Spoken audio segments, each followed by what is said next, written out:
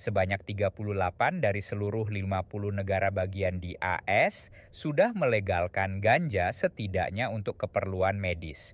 Tetapi di wilayah-wilayah ini pun belum tentu semua orang bisa begitu saja menanam dan menjual belikan ganja. Ada regulasi di tingkat negara bagian yang mengatur proses produksi dan distribusi yang tetap diawasi oleh penegak hukum setempat. Selengkapnya dilaporkan tim Voice of America dari Washington, D.C.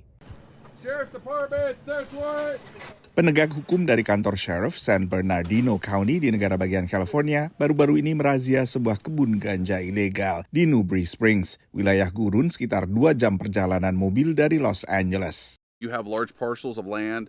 The property is a little bit cheaper up here than it is in some other cities. And the marijuana plant's a tropical plant, so this provides a great environment for the plants to be cultivated in.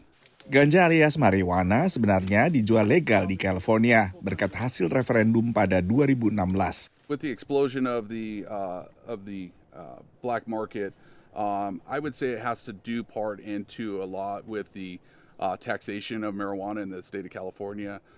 Some of these permits to actually cultivate, manufacture, distribute, some of those licenses are upwards of $100,000.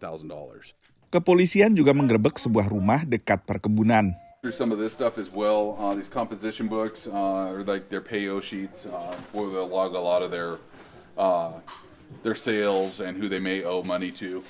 So in a case like this, they might try to argue, oh, he's just growing it, but there's other indicators here that show differently, and this just aids that.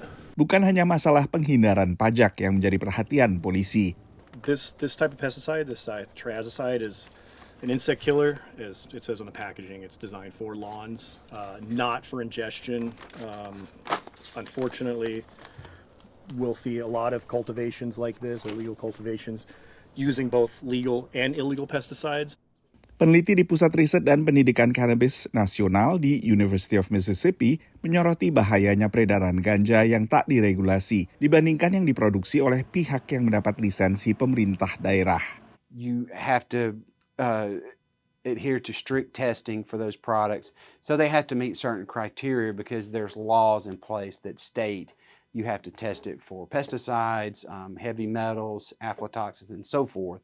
And so you know what you're getting in that product. It's fairly precise in terms of the percentage and the dosage. Secara federal, ganja masih ilegal di Amerika Serikat, meski telah direklasifikasi ke tingkat bahaya lebih rendah. Ganja hanya dilegalkan di tingkat lokal. Mayoritas negara bagian di Amerika Serikat melegalkan ganja setidaknya untuk keperluan medis. 24 negara bagian dan juga daerah khusus ibu kota Washington DC membolehkannya untuk digunakan secara rekreasional. Tapi di setiap negara bagian yang melegalkannya ada aturan dan regulasi sendiri untuk mencegah terjadinya gangguan atau efek kesehatan yang negatif bagi warga.